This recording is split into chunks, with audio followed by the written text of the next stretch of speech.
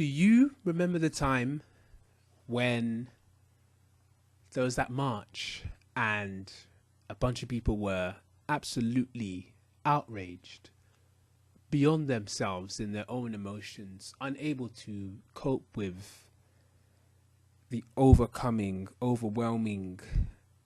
issue of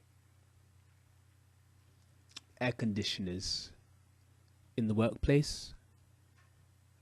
Or what about that time when, you know, someone opened the door for a woman and she launched a tirade at them for being misogynistic?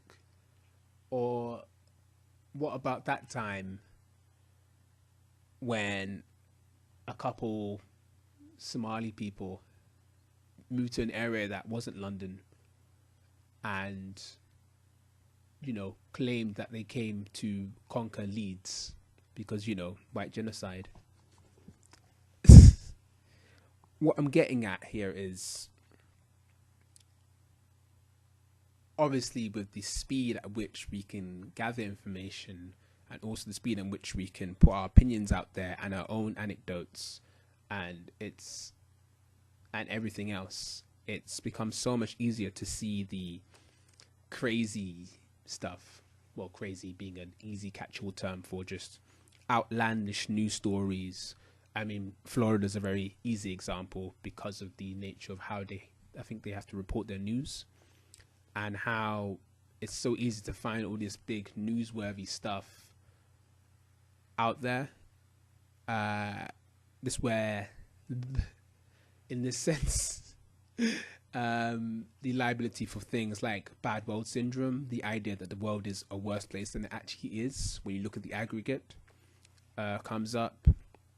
We only see often negative news because news, like a lot of things, is quite dependent on ad revenue, which is a thing I ought to touch on in a video in its own. And how now we have a situation in which some news is presented as a major issue, say certain outrage at certain things, as opposed to being just a bit of an issue. But not only that, but in some news that is basically presented as very vaguely trivial and just a little question like, oh, you know, what are the politics of air conditioner use in the workplace? You know, it's just a fun piece, I guess, but then taken overboard by certain viewers who see this as, oh, you call this news, you call this a big issue. Everyone's, you know, I can't believe everyone focuses on the big issue. So, you know, out come the straw men, out come the, you know, those who frame this one piece or a few pieces of that ilk that aren't even that serious as part of this massive agenda, whether it be, say, the Blairite agenda or the feminist agenda or the white genocide agenda. That's quite a fun one. For example, yeah, I think the first problem that is important to focus on is the fact that a lot of these news stories of crazy things don't really have a lot of credibility half the time. You hear about certain things, like people went to burn some books, or someone said something outlandish on Twitter and then it's taken out of board as being a serious thing. Although meanwhile there are some very dubious people who would be liable to do things like, I don't know,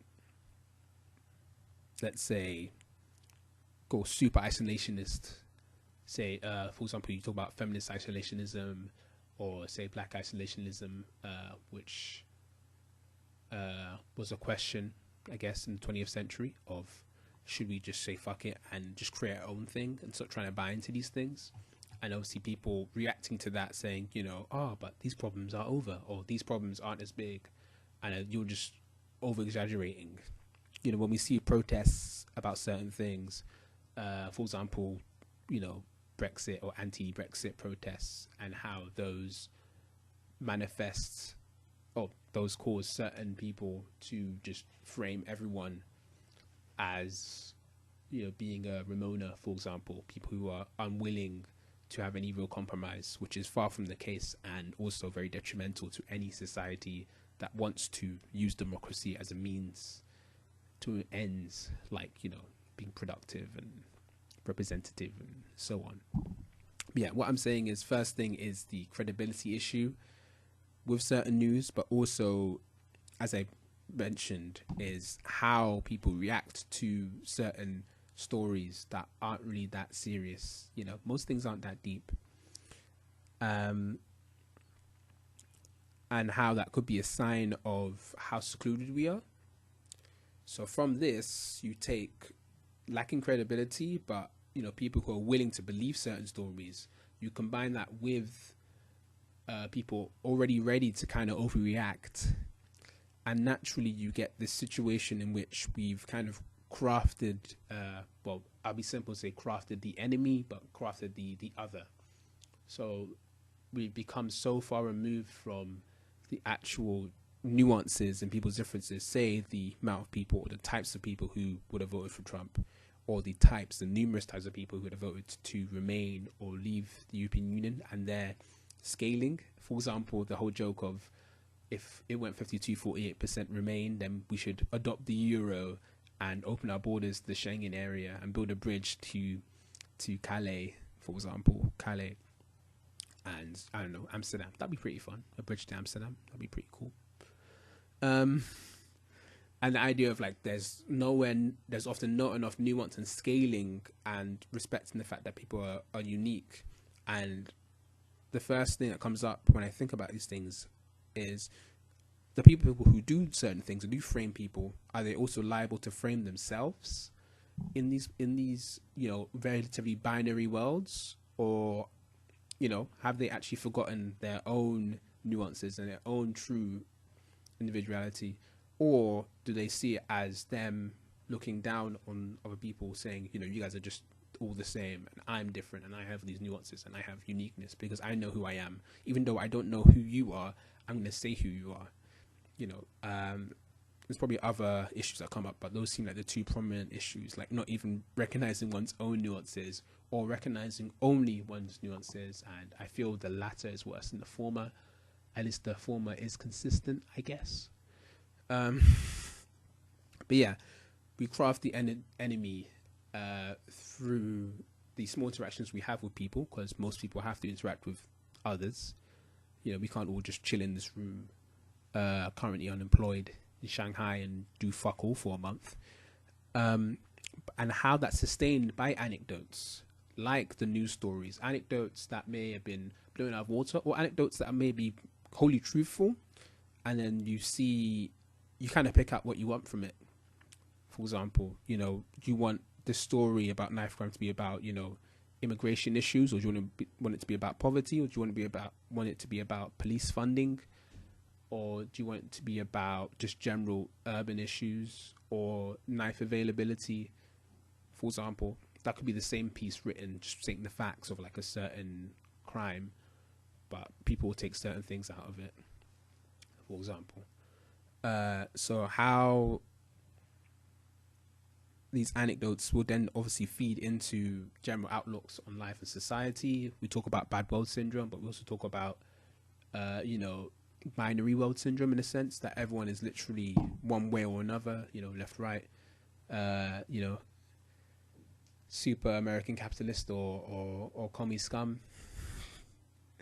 And how that shows probably just a general lack of faith in each other's abilities to change, which goes back to the other point I said about, you know, not seeing your own nuances, maybe not seeing your own willingness to change. Because if you do lack that willingness to be able to be convinced of, you know, alternative ways and means of being, then you naturally may see other people like that. And then on top of that, the general lack of faith in people to just be decent people, at least in the parameters that one sets up, saying these are the conditions for being a decent person. They must be, I don't know, a Christian, or they must be willing to sustain the economy through consumerism, or they must be, you know, something like that. And maybe that's relatively saddening because this obviously leads into the bubble syndrome, which will kind of further recede into our bubbles, but only speak of the other to create more anecdotes. And then, you know, it's like pin the tail on the donkey. It's more like pin the extra anecdote on the enemy, on the ogre that we build. You know, I guess Shrek is a good example of, like, we see this big, you know, stupid scary ogre, but we don't see any actual nuance.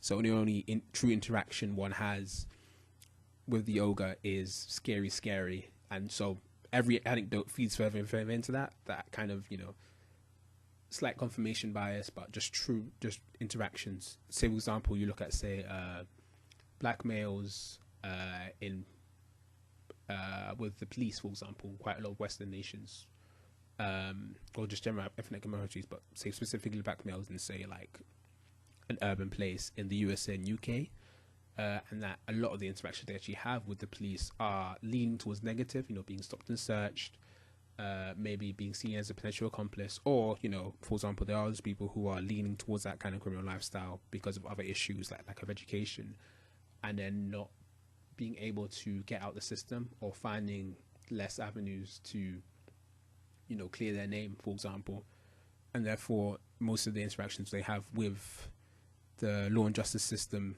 are negative, or at least neutral at best. So naturally craft this enemy that is, and the police are just part of the state that is the enemy in that way, for example. But yeah, I think there's that. From this, there's the problem with the lack, where we kind of act with the idea of people don't respect me anyway, or people hate me anyway, or these people are like that anyway, so there's no point making an effort to maybe act as if they weren't, or even act on a neutral plane. You just see them as this way. Easy example is being in China. When you're a foreigner, they'll naturally just start throwing a bit of broken English at you, or they won't even, if you want to buy something at the store, sometimes they won't even say the number in Chinese.